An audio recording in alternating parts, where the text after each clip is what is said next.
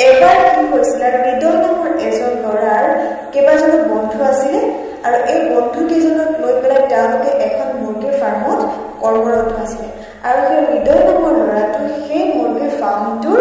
manager হিচাপে দায়িত্ব পালন কৰি আছিল তেওঁলোকৰ মাজত বন্ধুত্বটো খুব ভালেই আছিলে কিন্তু সেই বন্ধুত্বটো মানে কথাই কয় নহয় যে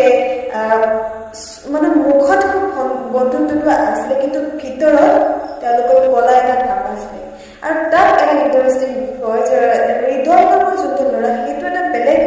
সম্প্ৰদায়ৰ আছিলে আৰু বাকী বন্ধুসকল বেলেগ সম্প্ৰদায়ৰ আছিলে তাৰপিছত কি কৰিলে এবাৰ তেওঁলোকৰ মাজত যিসকল উপজাতিৰ তেওঁলোকৰ বন্ধুসকল আছিলে তেওঁলোকৰ মাজত মানে